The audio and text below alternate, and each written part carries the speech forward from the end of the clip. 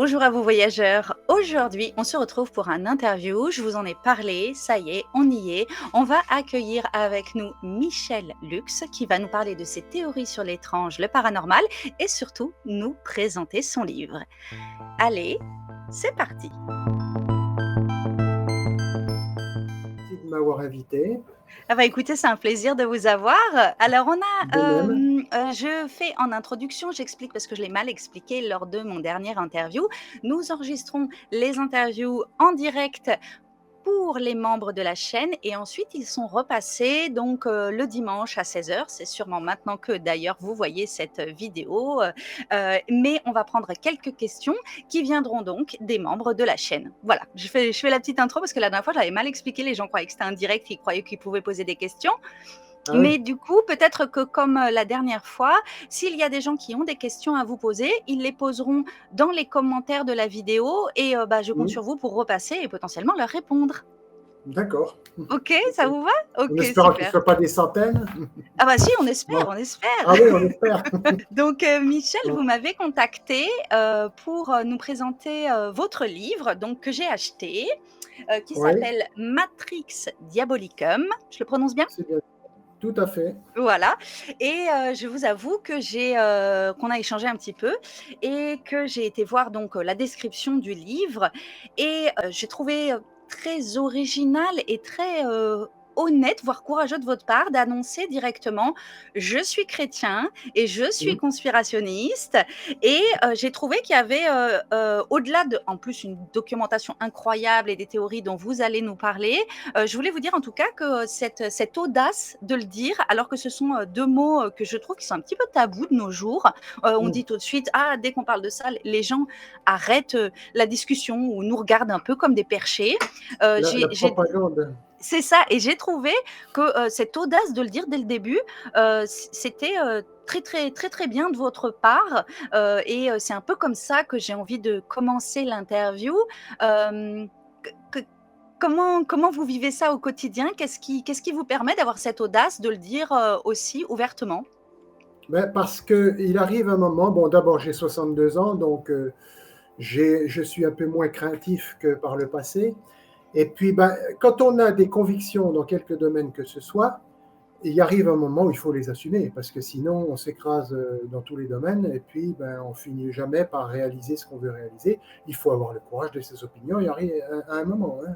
Sinon on n'arrive jamais à rien faire dans la vie.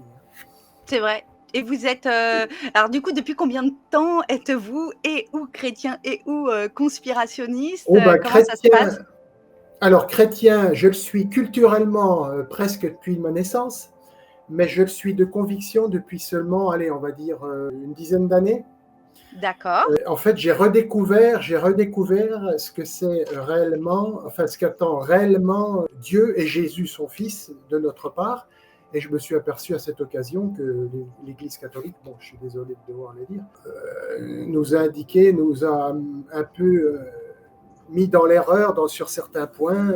Bon, on n'est pas obligé de développer ça aujourd'hui, mais mmh. c'est pas du tout le sujet. Mais je me suis aperçu qu'il y avait un certain nombre de choses qui ne collaient pas dans les préceptes habituels de l'Église catholique. Et OK, donc, j'en suis dans une congrégation de type évangéliste. Donc, c'est-à-dire que d'accord. je vais voir les gens et ben, en fait, je leur parle du royaume de Dieu. Alors, on passe plus ou moins pour des illuminés, c'est pas grave. Pour ceux qui ne connaissent pas, est-ce que vous pourriez déjà nous présenter la différence, enfin ou la particularité des évangélistes? Eh ben, comme le nom indique, évangéliste, c'est-à-dire qu'on va vers les personnes pour leur parler du royaume de Dieu, en fait. OK, Jésus, quand il a quitté ses disciples, il a eu cette phrase qu'on trouve dans Matthieu chapitre, 20, chapitre 28, il disait « Allez et faites des disciples de gens d'entre toutes les nations ». C'est pas si vous avez si vous avez le temps ou si vous n'avez pas piscine, c'est aller, c'est un ordre. Donc le vrai serviteur de Dieu, eh ben, il se doit de parler de Dieu, de ses enseignements et surtout du royaume de Dieu et de la vie éternelle. d'accord. Donc, ben, aller en parler aux gens devant les portes, même si c'est des fois difficile, c'est pas évident. Ben, normalement, c'est ce que Jésus nous a expliqué qu'il attendait des serviteurs de Dieu. D'accord. Voilà. OK. Et du coup, ce côté un peu, qu'on appelle, le conspirationnisme, alors déjà, qu'est-ce que ça veut dire pour vous? Comment ça s'est exprimé, parallèlement à votre foi? Alors, l'apôtre Jean, donc un des compagnons de Jésus, il a dans un passage, bon, je ne vais pas vous faire tout le détail de la Bible, mais il disait dans un passage d'une de ses lettres, le monde entier est au pouvoir du méchant. OK. On trouve guère de déclarations aussi conspirationnistes que celle-là. Bon, imaginez un prédicateur à la télé qui dirait une chose pareille, il serait tout de suite taxé d'illuminer comme conspirationniste. Eh bien, l'apôtre Jean, c'est ce qu'il a dit. Le monde entier, vous êtes serviteurs de Dieu, mais attention, sachez que le monde entier est au pouvoir du méchant. Et d'ailleurs, on le voit bien quand même au travers de toute une série de problématiques politiques, économiques, spirituelles, etc. Je pense OK. que, je pense que des sites comme le vôtre sont assez raccords là-dessus, je pense. Ouais, ouais, évidemment, on entend, un peu tout ce qui se dit dans ce domaine. Moi, je cherche à ouvrir des portes de réflexion, donc j'accepte tout un chacun avec ses croyances, son histoire aussi, parce que beaucoup dans l'étrange, c'est une question d'histoire personnelle et ça, quelque part, il faut l'accepter aussi. Chaque personne a, potentiellement ses rencontres avec l'étrange, hein. Parfois que ça vient rencontrer des convictions et c'est vrai que, bah, je pense qu'il faut être ouvert, mais évidemment on est peut-être un peu plus que d'autres personnes, je veux dire, au courant d'une forme de mensonge. On en a parlé un peu ensemble avant l'interview, cette idée de mensonge. Et c'est vrai que moi j'ai une question à vous poser. Est-ce que les recherches, parce qu'en fait votre livre s'ouvre avec une masse de recherches impressionnante. Je tiens à le dire pour tous ceux qui souhaitent avoir votre livre, c'est avant tout pour commencer déjà un ensemble de recherches très impressionnantes sur l'étrange, sur le surnaturel, sur le bizarre et aussi sur tout ce qui peut sembler un peu, comme on dit, conspirationniste, mais effectivement on va dire dans différents domaines. Comment c'est venu? Est-ce qu'un jour vous vous êtes dit soudainement, tiens, il faut que j'approfondisse ça? Est-ce que c'est plusieurs années de documentation? Comment ça s'est passé pour vous? Oh, je m'intéresse au paranormal en général quasiment depuis mon adolescence, donc j'ai lu toute une foule de bouquins, en particulier dans le domaine OVNI, mais aussi bon, Ok, dans d'autres domaines paranormaux. Et à force de lire et à force de me renseigner à droite à gauche, ben, j'ai fini par accumuler un certain nombre de connaissances que j'ai petit à petit consolidées à droite, à gauche, etc. Et je me suis dit un jour, quand même, il va falloir que j'essaye de trouver un moyen de compiler tout ça. Et ben, je me suis attelé à la tâche. Maintenant, je suis en retraite depuis quelques années de la SNCF. Bon, ça, c'est pour la petite histoire. Ben, je me suis dit, allez, maintenant, j'ai enfin le temps d'essayer de compiler tout ça. Et puis maintenant qu'on a l'aide de l'intelligence artificielle, ça aide beaucoup. Alors, pour les recherches, bien sûr, dans chacun des chapitres, ben, j'avoue, je me suis fait aider aussi des références par l'intelligence artificielle qui m'a ok. permis de compiler tout ça quand même aussi plus facilement. Ouais, ouais. Et c'est des décennies de réflexion autour de l'étrange, hein, on va dire. Et c'est venu rencontrer, puisque là, en fait, on va clairement et librement faire le lien avec votre foi aussi. Mmh. Est-ce que vous avez appris, découvert dans la Bible au fur et à mesure de vos expériences personnelles? Et ça, c'est venu croiser, puisqu'en fait, c'est la suite un peu de vos recherches. C'est venu croiser ce que vous aviez découvert dans la Bible et c'est venu quoi, forger une nouvelle conviction, renforcer, compléter? Comment ça se passe un peu pour vous? Oui, ça a complété effectivement, ça a donné un background religieux, spirituel derrière ce que je commençais à élaborer dans le cerveau. La Bible, elle nous donne en fait clé en main une entité qui peut répondre idéalement à toute la problématique paranormale. C'est Satan. Alors comme on se disait dans l'entretien préalable, dès qu'on parle Mmh. de Satan auprès des gens, on passe pour un illuminé. C'est pareil, c'est curieux. Bon, la plupart des gens peuvent bon an mal an accepter l'existence de Dieu. Bon, à des degrés divers, mais dès qu'on parle du diable, alors là, c'est fini, ça y est. Mais pourtant, la Bible nous explique qu'il y a Satan qui est un ancien ange et il a une troupe extrêmement fournie derrière lui. La Bible nous indique qu'il a réussi à dériver un tiers des anges. Or, il faut savoir, la Bible, pour parler du nombre d'anges, elle parle de myriades de myriades. Une myriade, c'est 10 000 individus. Donc, une myriade de myriades, c'est 100 millions d'individus. Donc, il y a des centaines de millions d'anges. Alors, là-dedans, il en a dérivé un tiers. Donc, ça fait quand même du monde. Donc, voilà une entité qui a des pouvoirs considérables et qui est secondée par des dizaines, voire peut-être des centaines de millions de petits Mr. Smith, pour parler un peu de Matrix, dans le monde. Donc, ça fait quand même du monde. Est-ce que vous pourriez nous donner enfin un peu votre définition de ce que vous appelez le diable? On va vraiment à chaque fois bien remettre en contexte pour ceux qui ne sont pas forcément dans ce lore, je dirais, en tout cas dans cet ensemble de connaissances. Ouais, tout à fait. Alors, à l'origine, la Bible, pareil, je suis désolé de parler de la Bible. Non, mais allez-y. Le diable n'a pas toujours été ce qu'il est aujourd'hui. Ça a été un ange, comme tout le monde, mais ça a été un ange qui a usurpé, qui a voulu usurper l'autorité divine, et puis qui a créé une rébellion sur Terre. Alors ça a donné par exemple cette rébellion, elle a donné par exemple ce qu'on trouve dans le chapitre 6 de la Bible, où on parle, vous avez dû en entendre parler, des Néphilim. Redéfinissez un peu, c'est intéressant parce que ça croise pas mal de mots que j'ai entendus. Les Néphilim, en fait, ce sont les rejetons entre les anges, des anges qui sont venus sur Terre, se sont matérialisés sur Terre et ils se sont accouplés avec des femmes humaines. Et cet accouplement a donné des enfants hybrides, géants, en l'occurrence, nous dit la Bible, qui sont les Néphilim. Et ces Néphilim, la Bible nous dit toujours qu'ils ont créé un chaos considérable sur la Terre. Et ils ont même créé des massacres. Ils se sont attaqués même à la race humaine elle-même. Ce chaos était tel que Dieu a décidé en fait, de réinitialiser tout ça sous la forme du fameux déluge biblique. Il n'a sauvé qu'une famille, le fameux Noé. Et ces anges qui sont venus sur Terre, c'est ce qu'on appelle les anges déchus, ce qui sont devenus plus tard les démons. Ah voilà, c'est ça, c'est ce que je cherchais le lien, mais je ne voulais pas trop devancer. Les démons, ce sont des anges déchus de leur position originelle dans le ciel. Voilà. D'accord, ok, donc il y aurait le diable, qui serait lui-même déjà un ange déchu, et ensuite il y aurait toute une suite qui serait des démons, qui sont aussi des anges déchus. Qui l'ont accompagné. Et lui qui était en fait à la tête de toute cette rébellion. D'accord, ok. Et du coup, justement, plongeons directement dans le sujet principal. Expliquez-moi dans quelle mesure vous le reliez à ce que certains appellent le mystère, le paranormal, l'étrange. Expliquez un peu ce lien que justement, il me semble, on fait l'introduction aussi de votre livre. Dites-moi, quels sont les liens que vous avez commencé à voir et qu'est-ce qui a fait que vous avez senti que vraiment tout ça s'était lié ?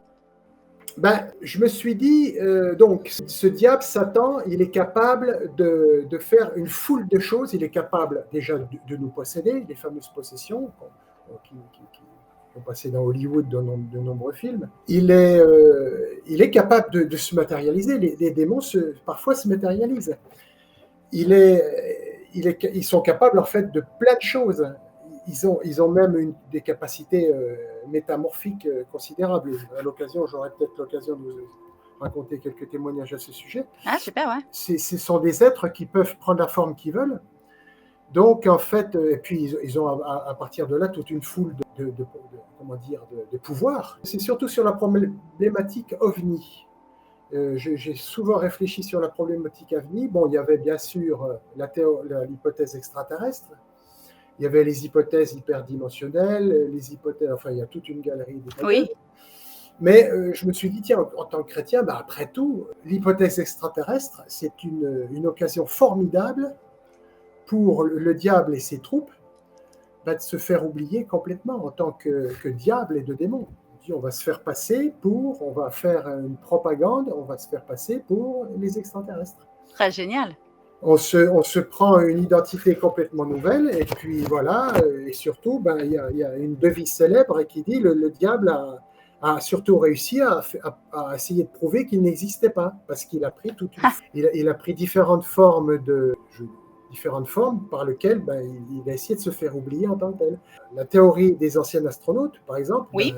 Extraterrestre, c'est formidable parce que on n'a plus besoin de Dieu. Je dis, ben, c'est pas Dieu, ça peut être des extraterrestres. Vous voyez, ils sont très en avance sur nous. La réflexion n'est pas sotte. Parce qu'effectivement, comme disait, je ne sais plus, c'est Clark, je crois, je ne sais plus, je ne me rappelle plus, un écrivain de science-fiction, il me semble bien, il disait une science très avancée est indiscernable de la magie. De la magie. Ouais. Donc, effectivement, on pourrait se dire, bah, après tout, oui, ça peut être des extraterrestres. Mais quand on étudie, comme je l'ai fait plus profondément, le phénomène ovni, bon, on a dit qu'on ne parlait pas des ovnis, mais c'est par ce biais-là que j'ai réfléchi aussi au paranormal en général. Ok, oui, c'était votre entrée un peu dans le sujet, voilà, c'est ce parallèle, mais c'est hyper intéressant du coup. C'était mon entrée, mais par exemple, bon, il y a plein de choses qui peuvent raccorder effectivement avec l'hypothèse extraterrestre. Mais quand on tombe, par exemple, sur des choses comme les hommes en noir, par exemple, là, oui. on est complètement dans le surréaliste. Là, ça part en vrille. On a des espèces de pantins bizarres qui jouent, on peut dire carrément une espèce de pièce de théâtre. C'est vrai. Incroyable. Ils se présentent sous la forme de robots. On dirait des fois, on dirait qu'ils sont en panne. Ils sont maquillés. Enfin, je veux dire, on n'attendrait pas ça d'une civilisation extraterrestre qui serait très en avance. On pourrait pas, enfin, je sais pas, moi. Non, mais ça se tient quelque part, ce que vous dites. Si c'est ça que je trouve génial, quoi. Je sais pas, moi, il serait capable de faire quelque chose, un être humain, enfin, je veux dire, de se présenter vraiment dans un être complètement opérationnel, pas une espèce de panthère ridicule avec un maquillage. Et puis, des fois, il y a certains témoignages de mon noir, et ben, je suis au bout de mon énergie. Ils commencent à claudiquer parce qu'ils sont au bout de leur énergie. Ça ne tient pas debout. On a vraiment. C'est là que j'ai pris conscience que dans le phénomène ovni, on avait affaire, comme d'autres, d'ailleurs comme Jacques Vallée ou comme des gens comme Jean Sider, ils se sont aperçus qu'il y a de la manipulation mentale derrière ça. C'est pas possible. Ça ne tient pas debout. L'hypothèse extraterrestre, quand on prend ce biais des hommes en noir, ça devient ridicule. Ça devient complètement ridicule. Ah ouais, et par rapport aux autres phénomènes, alors si effectivement les phénomènes, on va dire, de possession, voilà, ou des gens qui font des trucs incroyables, bon là on peut comprendre un peu, mais quels sont les autres phénomènes où du coup, au-delà de ça, vous vous êtes dit, bah, peut-être qu'en fait, finalement, tout ça, ça avait sens vu sous le prisme de la Bible, justement. Alors, il y a un certain nombre de... Je n'ai pas encore assez recherché là-dessus, je suis désolé pour les auditeurs, mais j'ai entendu dire qu'un certain nombre d'extraterrestres, quand ils se présentaient aux gens qu'ils enlèvent, ils se présentaient souvent avec un nom qui rappelle des noms de démons dans différentes traditions. Alors ça, bon, à vérifier, mais j'ai déjà entendu ça de plusieurs sources. Donc déjà, c'est un peu bizarre. Et puis, il y a aussi, dans mon bouquin, vous trouverez un endroit qui parle ce qu'on appelle un ethnobotaniste qui s'appelle Romuald Le Terrier. Ah, je connais pas, ok. Ce monsieur, vous verrez dans mon livre, il a fait des expériences sous ayahuasca, cette fameuse plante qui est hallucinogène. Et comme je vous disais, quand on s'était eu en entretien, ils avaient fait donc, avec cette plante hallucinogène avec plusieurs témoins, tout à fait. Ils avaient fait un trip ensemble, en quelque sorte. Oui. Et ils se sont aperçus, certains d'entre eux, qu'ils avaient un trip commun. C'est-à-dire qu'à un moment, il y a donc ce fameux Romuald Le Terrier qui dit, tiens, à un moment, je me suis senti aspiré dans une espèce de vortex. Et puis, je suis passé, je t'ai vu toi aussi, donc un des qui est expérimenté aussi, je t'ai vu toi, t'es passé devant dans le vortex. Wow, puis le gars, il dit, ben oui, je t'ai vu aussi. Donc là, Romuald Le Terrier, cet ethnobotaniste, il dit, là, on est dans une confabulation, c'est-à-dire un trip ensemble. C'est pas juste un truc individuel, c'est pas une vision individuelle. Il se trouve tout à coup dans un monde partagé, dans une dimension autre partagée. Et dans cette dimension autre partagée, par exemple, ils parlent de petits gris. Ils ont croisé des petits gris. Donc, ça commence à faire beaucoup. Et puis, vous avez aussi, certains témoignages de Madame de Caligny, là, Elisabeth de Caligny. Oui, Elisabeth de Caligny, oui. Elle nous parlait aussi d'un témoignage de petits gris auprès d'une personne qui s'était comportée pendant des années comme de véritables démons. Est-ce que, ouais, Ouais et on a abordé en fait un peu au début, cette notion de trickster. Vous connaissez le trickster, celui qui trompe, la possibilité qu'il J'en y ait ai une entendu entité qui parler, oui. trompe et Mhm. c'est vrai que du coup, ça me c'est quand vous avez commencé à me parler un peu de votre théorie, je trouvais qu'il y avait Mhm. quelque chose, alors le trickster au début, c'était une notion, philosophique, Mhm. qui est apparue pour essayer de réfléchir sur soi, le Mhm. monde, pourquoi on pense ça et puis finalement, je l'avais réabordé à l'occasion de la matrice, mais justement, ça va être l'occasion d'en parler ensemble, de Mhm. cette notion de matrice. Mais finalement, le trickster, c'est celui qui trompe, en fait. Et il y a quelque chose Oui, qui revient aussi avec votre idée de diable et de démon, c'est celui qui bien trompe. sûr.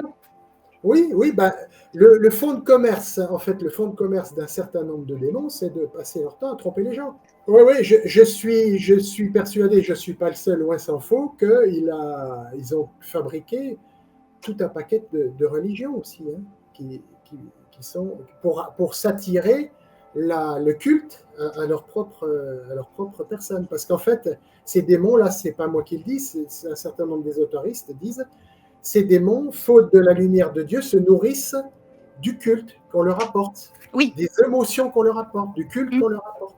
Mmh. Donc, ben, un de leurs jobs aussi, ça a été créé depuis des millénaires, de toute une foule de religions, par exemple. Et dernièrement, ben, ils se sont dit, tiens, si on prenait le projet extraterrestre, après tout, c'est pas mal non plus, le projet extraterrestre.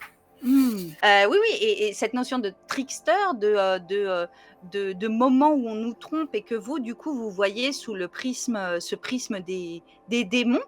Mmh, C'est ce sur quoi on avait commencé à avancer. Vous m'avez dit qu'en fait et je trouve ça absolument génial, que vous compreniez, vous pouviez intégrer la notion de matrice. Alors pour, ceux de nos spectateurs qui vont peut-être, reprendre un peu tout ce lore au fur et à mesure, on mmh, a fait plusieurs épisodes sur cette notion de matrice. La matrice serait mmh, cette idée que nous habitons dans une réalité simulée, dans quelque chose oui, de faux et nous, mmh, quand on l'a abordé sur la chaîne, on l'a abordé sous un côté un peu technologique. Peut-être serait-ce une IA, une intelligence mmh, artificielle, des humains du futur qui nous ont plongés, comme le film Matrice, mmh, dans le sommeil et puis on vivrait dans mmh. une sorte de jeu vidéo, grandeur nature. Donc quand on l'a abordé sur la chaîne, on l'a vu de ce côté un petit peu, technologique.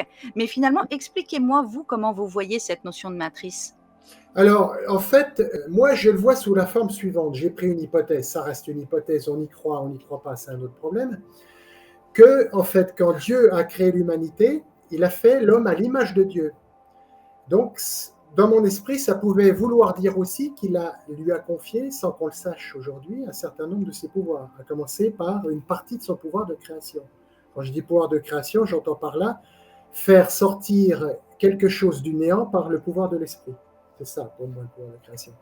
Et pour moi, l'homme l'a toujours eu, mais sans le savoir. Et ce pouvoir de création, dans mon livre, je prends l'hypothèse, je spoil un peu, je prends l'hypothèse qu'en fait, les démons nous ont hacké ce pouvoir pour en fait nous faire fabriquer un égrégore gigantesque. Je pense que la notion d'égrégore n'est pas inconnue à vos auditeurs.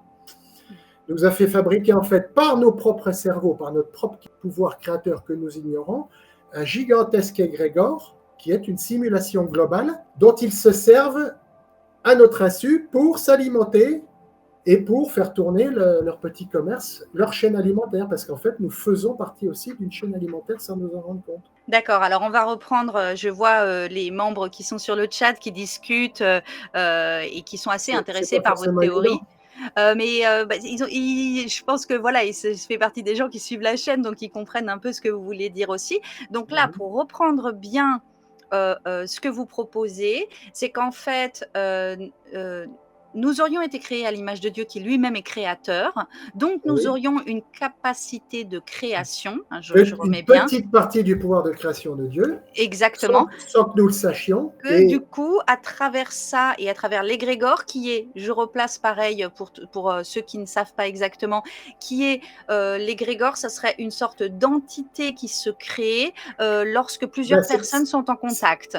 exactement. Bon, ça, c'est la définition de l'égrégore. L'égrégore, c'est une force, ou oui, une force, on peut le dire, une force ou une entité qui se crée par l'adhésion à un projet commun d'un certain nombre d'individus. Donc, on peut le voir, ce que je suis en train d'expliquer, c'est que cette simulation, on peut la voir comme un égrégore géant qu'ont fabriqué les démons en hackant nos propres consciences.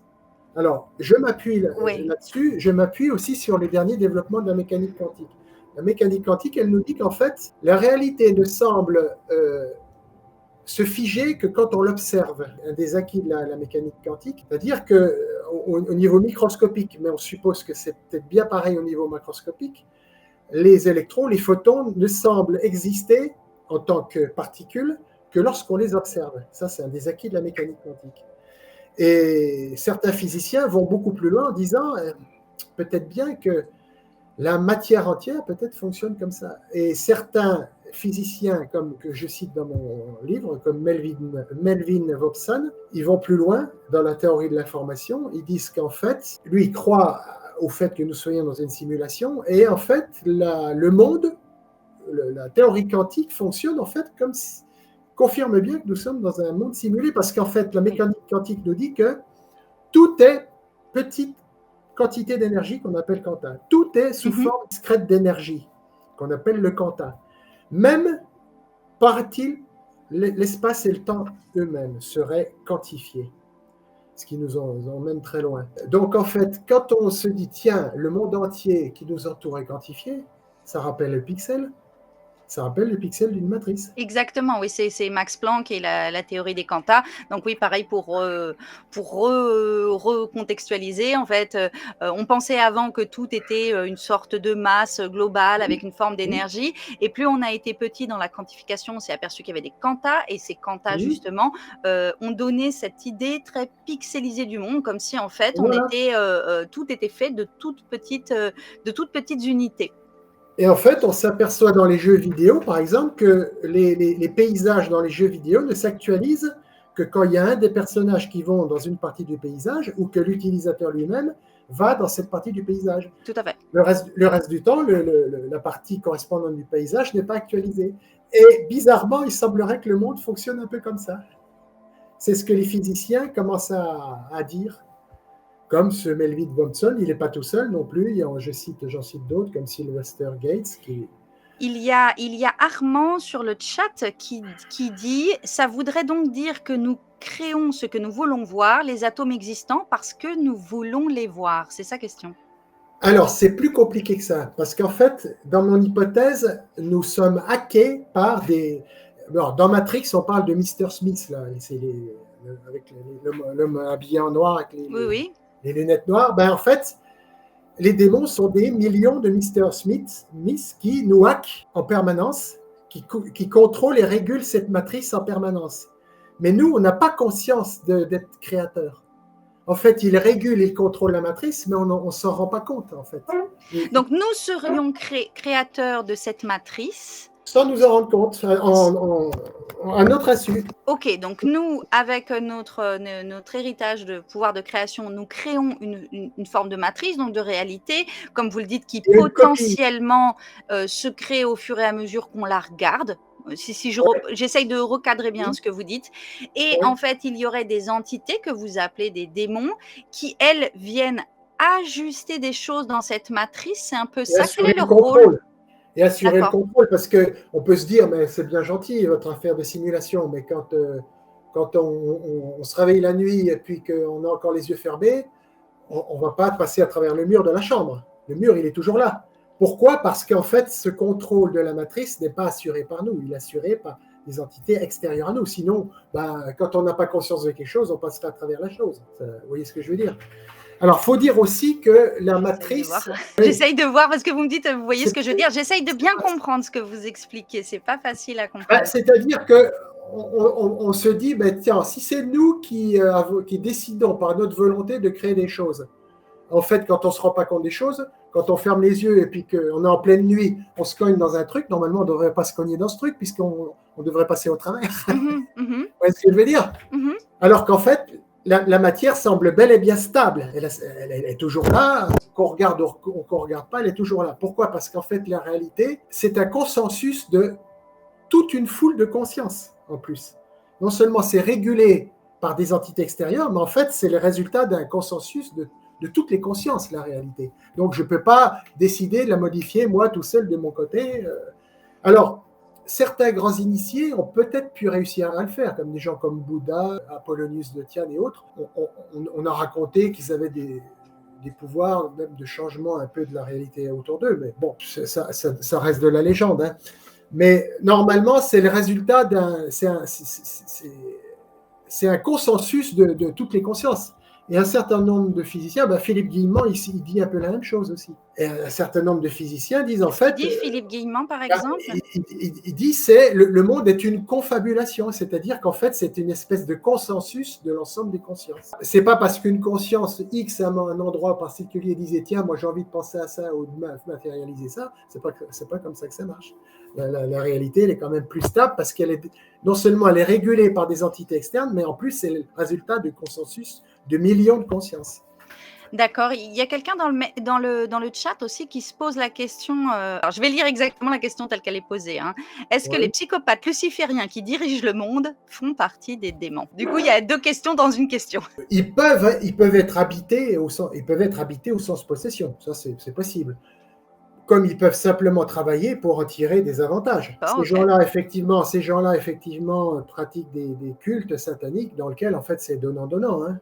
Tu me donnes un certain pouvoir dans la société, moyennant quoi, les démons, ils peuvent les utiliser comme des pantins aussi, c'est possible. Soit directement, ou soit directement par possession, ou soit par un contrôle encore plus intense que la population ambiante. D'accord, donc pour vous et pour répondre en prenant le point de vue de la personne qui pose la question, hein, puisqu'en fait c'est pas le mien, les personnes qui potentiellement font du mal et ou qui dirigent le monde, parce qu'en fait comme vous avez parlé de diriger le monde et de dire que c'était des entités, je pense que c'est là en fait qui fait le lien. Il y aurait potentiellement 2 choses différentes, des gens qui font le mal et qui peut-être sont habités par une forme ou qui sont simplement consentants pour trouver un intérêt quelconque dans la chose. D'accord. Et donc, du coup, j'ai l'impression que derrière sa question, c'était est-il possible qu'il y ait d'après vous, hein, des entités en elles-mêmes qui seraient peut-être complètement à la forme humaine, mais qui du coup soient dans des positions de pouvoir. J'ai l'impression que c'est Victor, je crois, qui a posé la question. N'hésite pas à repréciser ta question, Victor. Ils veulent dire démons matérialisés ou démons qui possèdent la personne. Ça, je ne sais pas. Démons matérialisés, démons matérialisés, je ne pense pas. Je pense plutôt à une possession, ou simplement, non, la plupart du temps, les satanistes sont consentants à être des complices des démons, juste par intérêt, hein, tout simplement. D'accord. Et si entité démoniaque il y a, est-ce qu'elles se matérialisent directement ou elles ne font que modifier la réalité et ou prendre possession de certaines personnes avec leur consentement, par exemple ? Alors, elles prennent possession, ça c'est le cas classique de l'exorciste et puis tous les films, et elles nous font matérialiser des choses, elles hackent nos consciences pour matérialiser ce qu'elles veulent. C'est-à-dire, par exemple, je pars de l'hypothèse que les soucoupes volantes, c'est probablement des matérialisations diaboliques. Ok, que dire par exemple des cas de lévitation ? Parce qu'on a fait un super épisode là-dessus sur un cas de lévitation. Est-ce que ça, parce que là on est clairement dans du paranormal, on n'est pas forcément dans une manifestation néfaste, je dirais. Qu'est-ce que ça fait ? Donc là, nous, j'ai fait tout un épisode sur quelqu'un qui a fait de nombreuses lévitations, en tout cas dont on parle. Là, est-ce que c'est la capacité créatrice de l'homme ? Est-ce que à chaque fois qu'on voit quelque chose d'étrange, on peut imaginer que ce soit démoniaque, entre guillemets ? Parce que c'est pour élargir un peu au niveau du paranormal, à quel moment on voit ça ? Vous savez, quand on a le pouvoir, en fait, la matrice, c'est le pouvoir absolu, en fait. Vous travaillez sur tout l'espace-temps, matière-énergie. C'est-à-dire, en fait, vous en faites ce que vous voulez. Ah ouais. Donc, en fait, pour eux, faire léviter, faire disparaître, apparaître, léviter ou pas, c'est Mais comme... du coup, là, ça pourrait être des créateur. Oui, c'est comme un démons qui ont fait léviter, par exemple, Daniel Home, qui a fait énormément. Oui, bien sûr. Et du coup, ils peuvent faire ce qu'ils veulent, dans l'espace-temps, matière-énergie. Ils sont un créateur de jeux vidéo, il fait ce qu'il veut avec ses personnages. Voilà, c'est exactement pareil. Et est-ce que ça pourrait être les êtres humains seuls qui pourraient faire ce genre d'effet ? Peut-être, à condition de maîtriser ce fameux pouvoir créateur. Bah oui, c'est ça, parce que la question, ça pourrait aussi être, comment nous soustraire, de cette potentielle influence, que vous appelez démoniaque? Où sont les capacités créatrices, de Alors l'homme? peut-être que des grands initiés ont su le faire, des gens comme Bouddha, des gens comme Jésus, les grands initiés ont su peut-être probablement le faire. Bah, Mais Daniel bon, Home, en l'occurrence, Daniel Home, c'était pas forcément un initié, c'était quelqu'un qui était assez malade depuis son enfance, qui était assez chétif, et oui, qui un jour a découvert qu'en fait, il arrivait à faire, des choses un peu extraordinaires. Il en a tiré un peu d'argent, mais pas tant que ça, et il est décédé, pas très vieux, aussi assez malade.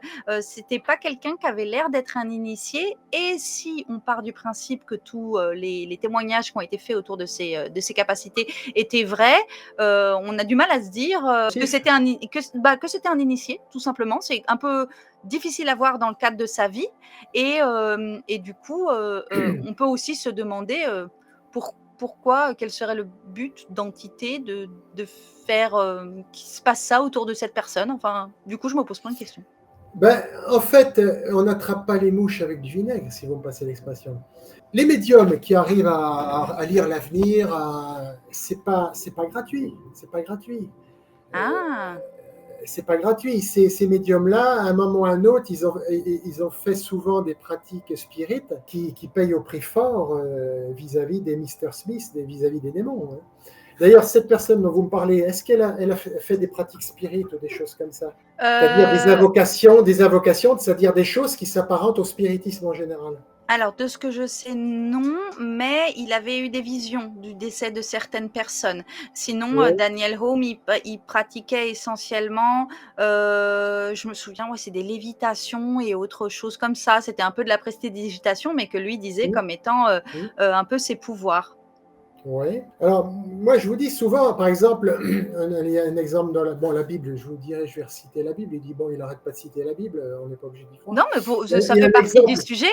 il y a un exemple dans la Bible où il y a une médium qui suivait le Saint Paul, le fameux Saint Paul. Et Oui. cette médium, elle faisait gagner beaucoup d'argent. C'était une servante d'un homme riche. Mmh. Cette médium faisait gagner beaucoup d'argent à cet homme riche grâce à son don.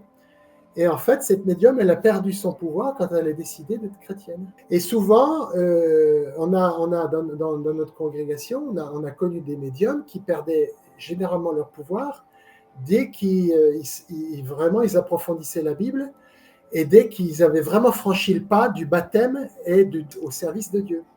Pourtant, il y a beaucoup de personnes qui sont au service de Dieu. Pareil, il y a beaucoup de cas de bilocation. Bah, rien que la bilocation, en soi, Mmh, c'est un phénomène, étrange et mystérieux qui est mmh, pourtant, complètement lié, à la religion chrétienne, en fait. D'ailleurs, la bilocation en soi, c'est un terme, je crois, c'est bilocation ou il y en a un autre mot qui désigne ça. Des gens qui oui, sont vus à 2 dédoublement, en quoi. oui, voilà, c'est Dédoublement. ça, des gens qui sont vus à 2 endroits à la fois, mais Mmh, notamment, par exemple, mmh, de pu être, à l'endroit où ils étaient enfermés pour pouvoir, faire une messe dans un autre endroit. Donc on a vu aussi des cas de phénomènes étranges mmh, tout à mmh, fait dans le cadre, mais mmh, d'ailleurs tu le disais aussi, ouais, la lévitation aussi. Il y a beaucoup de mmh. personnes qui ont été considérées comme saintes, qui ont lévité. Donc, est-ce qu'il est possible, d'être du côté, je dirais de la foi, de la Bible et de garder, ces compétences qui, si on est en dehors, peuvent être vues comme démoniaques? Ou alors qu'est-ce qui se passe à ce moment-là? Alors, tout le problème, j'aborde aussi les apparitions mariales, par exemple. Oui. En fait, par exemple, un certain nombre d'apparitions de Marie, dites de Marie, Mmh. demandent un culte à leur propre personne. Or, quand on connaît bien la Bible, demander un culte à sa propre personne, c'est quelque chose qui est rigoureusement non biblique. Dieu, il ne veut un culte qu'à lui-même et il ne tolère qu'un seul intermédiaire, c'est son fils Jésus. Alors on peut dire, bah, c'est bizarre, voilà, il est très sélect, enfin bon, passons. Mais la Bible, elle explique que Dieu ne veut accepter un culte qu'à lui-même. Et il n'accepte qu'un intermédiaire, c'est Jésus. Donc une apparition dite de Marie qui demande un culte à sa propre personne, ça pose un gros problème. Ça pose un gros problème parce que Saint Paul, il nous avait dit dans sa deuxième lettre aux Corinthiens, chapitre 11, verset 14, vos auditeurs pourront vérifier, Satan se déguise en permanence en ange de lumière. Ça veut tout dire. Mmh. Et Mmh. C'est pas de temps en temps, c'est en permanence. Donc en fait, il s'amuse à ça aussi. Il est métamorphe, hein. Alors je ne dis pas qu'il y a peut-être, après tout ça, je ne suis pas dans le plan de Dieu. Est-ce qu'il y a des cas où des vrais anges se sont présentés aux personnes et leur donnent des capacités? Ouais, oui, tout à fait. Parce que s'il y a des démons, Peut-être, mais s'il y a des démons, il y a des anges. peut-être, mais à ce moment-là, il faut toujours se méfier. Jésus il disait, juge l'arbre à ses fruits. C'est-à-dire, est-ce que la personne est devenue vraiment positive? Quel message elle laisse? Voilà, en fait, il faut examiner au fait, après tout ce qui se passe après, voir tous les fruits. Vous voyez ce que je veux dire?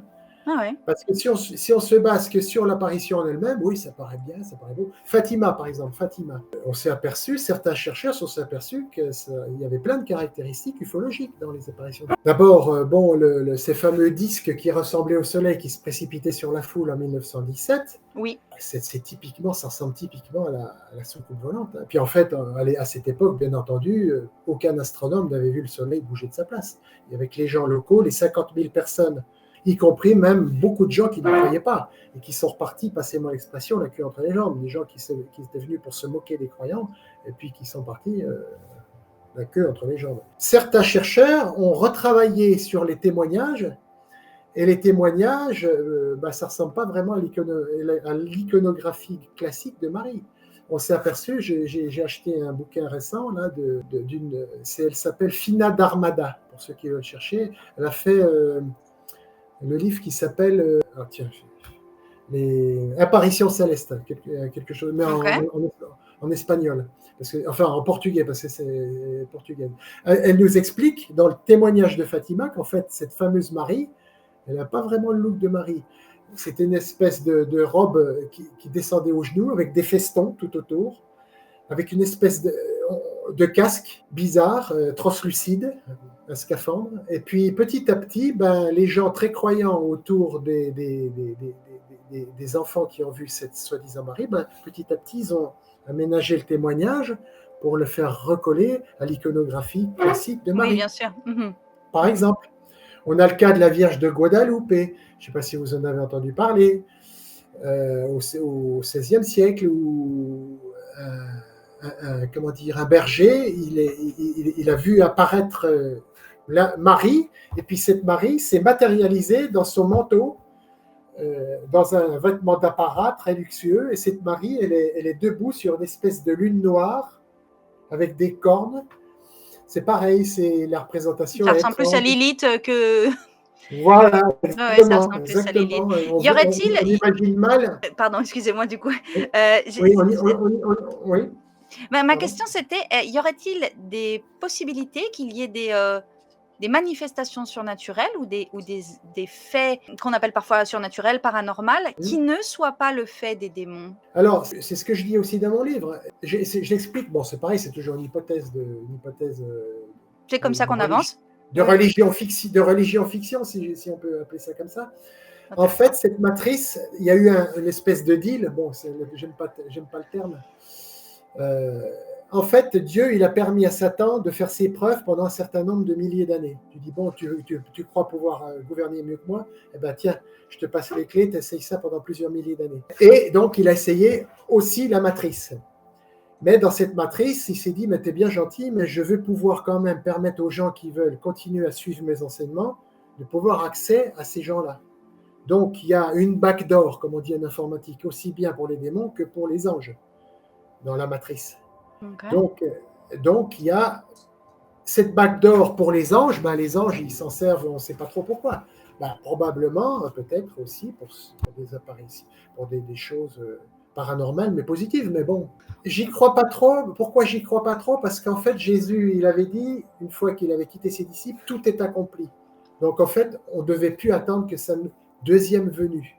Okay. Donc, normalement, je dirais normalement, mais bon, je ne sais pas, je ne suis pas dans les plans de Dieu. Il n'y a pas de raison qu'il y ait de nouvelles apparitions divines jusqu'à son retour. Mais bon, je ne suis pas dans les plans de Dieu, peut-être, après tout, je ne sais pas. D'accord, donc une sorte de bataille un peu du bien et du mal qui peut aussi être parfois évoquée. Ça serait surtout une bataille de ces démons pour essayer, nous, de contrôler les êtres humains ou de contrôler leur environnement. Il n'y aurait que ça, en fait. C'est comme dans Matrix, en quelque sorte. Vous avez les Mr. Smith avec leurs lunettes noires et leur costume noir, mais d'un côté, vous avez aussi l'équipe de Neo. Ben, l'équipe de Neo, ben, c'est les gens, c'est les anges. Du coup, mais du coup, sur Terre, là, actuellement, il y aurait des anges ou pas? Ah, sûrement, oui. Oui, sûrement. Bien sûr, Ok, bien sûr, bien sûr, bien sûr. ok. À d'autres occasions, je vous raconterai des anecdotes à ce sujet. D'accord. Vous en parlez dans votre livre? Non, j'en en parle pas, mais je pourrais peut-être vous en parler à d'autres occasions, parce que Ok, sinon, super. on y passera des heures. Ok, qu'est-ce qu'il y aurait comme autre partie un peu développée dans votre livre qui pourrait, alors sans dévoiler, mais du coup en tout cas donner envie, expliquez-nous un peu ce que vous proposez dans votre livre et qui pourrait intéresser les personnes justement qui s'intéressent à Alors, l'étrange, au paranormal, au surnaturel. Alors, je vais donner donc une architecture globale du livre. Au début, c'est une revue d'un certain nombre de théories dites du complot. C'est pour les normies, comme on dit. C'est-à-dire, en fait, on y trouve est-ce qu'on a été sur la Lune, le 11 Ouais, je vois septembre, MK Ultra, il y a plein de voilà, choses, hein, MK c'est hyper. Ultra, les chemtrails, etc. Mhm. Tout ça pour amener petit à petit sur le monde est en fait rempli de mensonges à tous les niveaux. Et après, je plonge de plus en plus sur les mystères de plus en plus profonds. Après, je passe aux ovnis, je passe aux apparitions mariales. Après, je vais parler des égrégores, dont vous avez sûrement déjà parlé, je Mhm. pense. Je vais parler aussi de ce qu'on appelle le projet Global Consciousness. Je ne sais pas si vous en avez entendu parler. C'est le projet Conscience Globale. En fait, il y a un chercheur, de mémoire, je crois que c'est Dean Radin, si je me rappelle bien, mais il y en a un autre. Oui, ok, ça me dit. En fait, on s'est aperçu que ces chercheurs-là du projet Conscience Globale, ils avaient utilisé ce qu'on appelle des générateurs de hasard. Des D'accord. machines, des machines qui donnent qui sortent des trucs, des chiffres hasardeux. Et ces chiffres hasardeux, ils sont aperçus qu'ils étaient bizarrement sensibles à l'état de conscience des êtres humains. C'est-à-dire qu'en fait, le hasard de ces machines-là était perturbé par l'état émotionnel des humains. Ils se sont dit, c'est bizarre, tiens. Et en fait, petit à petit, ils ont expérimenté à ce sujet-là. Et ils se sont aperçus, ils ont mis ces machines-là partout dans le monde, j'élague très rapidement. Oui, ils se sont aperçus que ces machines qui génèrent du hasard, juste avant certains grands événements, eh ben, ces machines, elles sortaient complètement de l'épure du hasard. Et c'est Ok. particulièrement le cas du 11 septembre. Du 11 septembre, ils se sont aperçus que les graphes de ces machines-là sortaient complètement de l'épure quelques heures avant les attentats du 11 septembre, par exemple. D'accord. Donc, en fait, comme si il émanait de l'humanité quelque chose qui fait pression sur la matière, et en particulier sur ces générateurs de hasard. D'accord, ok. Et ils se sont aperçus aussi que dans les grandes assemblées, genre les concerts de rock, par exemple, les grandes cérémonies évangélistes, etc., où il y a vraiment une grande ferveur, ils se sont aperçus que ces machines-là étaient totalement perturbées aussi. C'est-à-dire que Ce sont ces des égrégores, machines à hasard, ce sont des ce sont machines des qui sont machines qui censées. génèrent, c'est des machines électroniques qui sont censées générer du hasard pur sous la forme de chiffres. Et D'accord. elles sont perturbées, semble-t-il, bel et bien par la psyché humaine. Et ces machines sont même perturbées à tel point, c'est qu'elles permettent parfois de prédire certains grands événements, comme ça a été le cas pour les attentats du 11 septembre. Tapez sur Internet projet Conscience Globale, Ok. et puis vous tomberez sur les travaux de Ok. ces gens-là. Et j'en parle Si aussi vous en dans mon parlez dans livre. votre livre, c'est surtout Ah ça, non, je vais non, aller non. lire. Alors je vais parler aussi de la théorie de l'évolution, en quoi elle ne tient pas la route. Ouais, ça. Je vais parler aussi de l'existence de codes mathématiques dans la Bible. Ah oui. Il existe des structures mathématiques dans la Bible qu'on est bien incapable de faire aujourd'hui, tellement complexes, qui tournent généralement autour du chiffre 7, qui sont tellement complexes qu'on serait incapable de faire des textes qui soient cohérents et qui répondent à tous les critères arithmétiques autour du chiffre 7 qu'il y a dans certains passages de la Bible. Donc là, quelque part, cette chose-là, c'est une preuve mathématique qu'il y a bien une aspiration extra-humaine dans la Bible. Quelque J'en chose parle à aussi maintenant. découvrir. Ah, incroyable. Je parle aussi de... Alors souvent, la question me dit, mais vous êtes bien gentil, mais qu'est-ce qu'il y avait avant Dieu?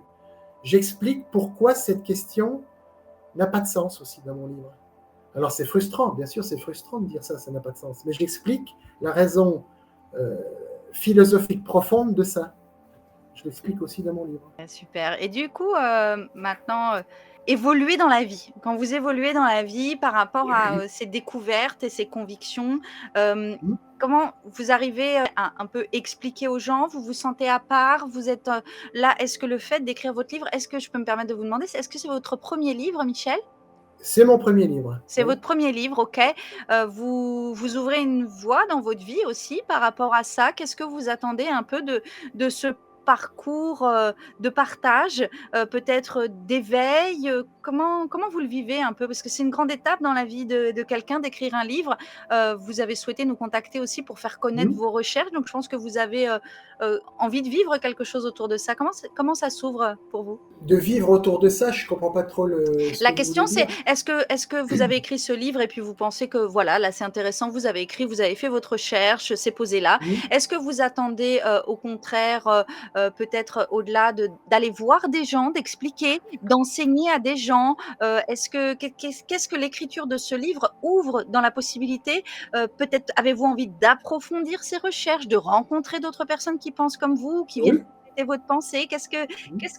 Une fois que ce livre est écrit, aujourd'hui on en parle, on est là, on parle à l'occasion de Ouais. votre livre, ça va vous ouvrir vers quoi dans votre vie? Qu'est-ce que vous voyez? Ben, en fait, c'est de se dire que, aussi bizarre que ça puisse paraître, le monde, ben, s'il est peut-être pas, il est peut-être bel et bien une simulation, mais une simulation dans laquelle, en fait, des entités dont Dieu nous parlait existent, et puis tout à coup, elles reviennent sur le devant de la scène. En fait, moi, ce que je voudrais essayer de faire comprendre aux gens, c'est que on n'est pas seul. On n'est pas seul comme entité, comme être. OK. On a derrière nous, derrière le monde, il y a des entités. Il y a des vies dont on n'a pas, dont on soupçonne pas l'existence et qui, hélas, pour certaines d'entre elles, travaillent contre nous et nous sommes leur chair, et puis d'autres travaillent pour nous. En fait, c'est un dérivé d'évangélisme, en fait. Je prêche, mais sous une forme beaucoup plus originale, on va dire. D'accord, ouais, OK, Je, c'est je, ça qui je, m'intéresse. je voudrais que les gens vraiment redécouvrent Dieu, peut-être après tout, à travers Peut-être et ça. puis du coup Se dire, redécouvre tiens, après aussi, tout, ouais. puis se dire, tiens, après tout, oui, peut-être que ce serait peut-être intéressant de se replonger dans la Bible. Il y a des choses. Par exemple, je disais que dans certains passages de la Bible, on trouve des descriptions, enfin moi, c'est mon interprétation. On dirait des sorties de matrice. Par exemple, dans Apocalypse 6, donc le dernier livre de la Bible, qu'on appelle aussi Révélation, chapitre 6, verset, je crois, 14 de mémoire, on dit que dans les derniers jours, enfin à la fin du système de choses humains, le ciel s'enroulera comme un vieux parchemin, comme un rouleau. Alors, à part dans une matrice, je sais pas, on peut voir un truc pareil. Pierre aussi, l'apôtre Pierre, il parle de ça en disant toutes les choses du système vont se dissoudre, Ouais. Ouais, vont comme une brûler. matrice. Voilà, comme si tout à coup tout devenait un tableau de Picasso. Ça part en vrille. C'est vraiment étonnant parce que ça me faisait vraiment penser à une sortie de matrice. Passionnant, C'est passionnant. très, il y a des choses très étranges. Et je vous dis, par exemple, avec le code de la Bible, quand on prend conscience de ces codes mathématiques, on se dit quand même, la Bible, c'est pas écrit par des hommes. Comment des gens d'il y a 3000 ans peuvent avoir créé sur des grosses parties de la Bible des endroits où il y a des conditions arithmétiques faramineuses autour du chiffre 7 qu'on ne serait pas foutu de faire aujourd'hui avec nos ordinateurs. Alors ça, j'étais pas au courant, j'ai hâte, Ah, il y a un comme je l'ai problème. dit, Alors, j'ai commandé votre livre à l'occasion de notre interview, j'ai pas encore eu le temps de tout, de me pencher sur tout, mais ça, c'est quelque chose qui ah ben, m'intéresse, je vais aller lire tout ça. vous-même et vos auditeurs, ils peuvent aller voir les travaux de Ivan Panin, OK, P-A-N-I-N. C'était merci. un monsieur, un russe, qui au milieu du XXe siècle, au départ, était plutôt incroyant. Et puis, il s'est dit, bon, après tout, il s'est dit, je vais étudier quand même la Bible, mais sous l'aspect mathématique. Il s'est dit, tiens, après tout, si la Bible, c'est bien, ça vient bien de Dieu, il doit y avoir quelque chose dedans qui prouve vraiment, d'une façon indubitable, que ça vient d'une entité bien supérieure à nous. Et il s'est dit, après tout, il devrait y avoir, par exemple, des structures mathématiques. C'est pas le seul à avoir. Il y a dans le code de la Bible, ça fait l'objet aussi d'un livre d'un certain Dronin aussi, dans la fin des années 80 début 90, si je me rappelle bien. Le code de la Bible, il y a un journaliste donc, qui s'appelait Dronin, D-R-O-S-N-I-N, je ne sais plus son prénom. où il prétend, à partir de la Bible, avoir trouvé le moyen d'avertir Yitzhak Rabin d'un prochain assassinat. C'est-à-dire qu'il a trouvé dans la Bible, avec un système de lettres équidistantes, à partir de ce il a appelé des originaux. Alors c'est pareil, il y aura des grosses discussions à avoir sur ce qu'on entend par originaux de la Bible. Il y a certains rabbins qui font des recherches mathématiques, ils font des sauts de lettres, par exemple en faisant des sauts de lettres tous les 22. Mais c'est la gematria, ça. Voilà, C'est la gematria, bien sûr. Eh bien, certains chercheurs ont trouvé des messages. Bien sûr. Et sur ces grilles de recherche, par exemple, ben, ils ont trouvé le nom de Yitzhak Rabin, et puis en croisement assassin assassinera, par exemple. Ouais. Ou, par exemple, aussi, on trouve des annonces de l'assassinat de Kennedy. On trouve aussi Einstein associé à bombe atomique ou quelque chose comme ça. Enfin, on trouve plein de choses bizarres comme ça. Et un chercheur hébreu comme Eliyahu Rips, R-I-P-S, Eli Y-K-H-O-U, si je me rappelle bien, ben, enfin, c'est un mathématicien israélien qui a travaillé dans la mathématique utilisée en mécanique quantique. Donc, il a dit, mais oui, effectivement, il y a un code de la Bible et j'ai pu démontrer statistiquement que c'est pas possible par le hasard qu'il y ait ces coïncidences, c'est pas possible. Il a trouvé aussi dans la Bible la date de vie et de mort de je ne sais plus combien de rabbins qui sont survenus bien après qu'a été rédigée la Bible. Enfin, il y a plein de choses comme ça. Alors, c'est là aussi qu'il y a un piège, c'est que si on se sert de la Bible comme faire un moyen de divination, là, on n'a rien compris de ce que Dieu attend de nous, parce que Dieu, quand on étudie la Bible, il nous dit « Je ne veux pas de gens qui soient médiums, qui fassent œuvre de divination, qui viennent… » Voilà, il refuse.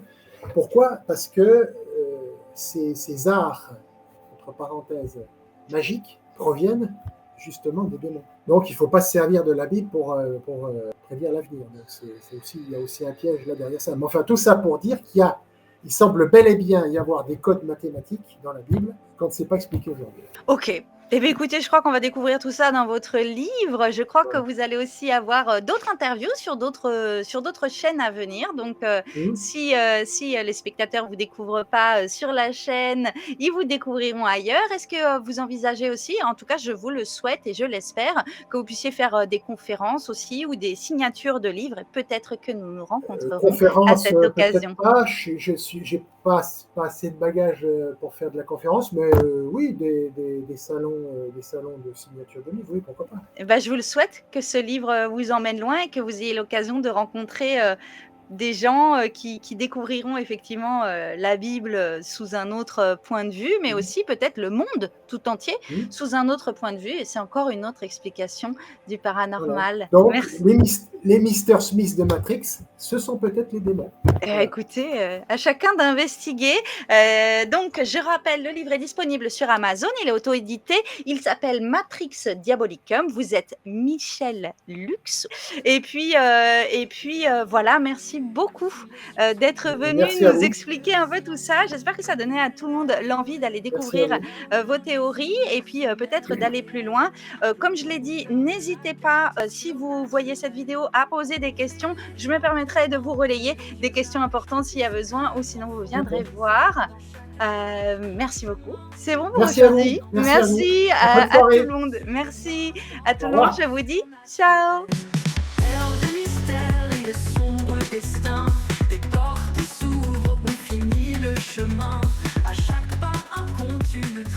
Et voilà.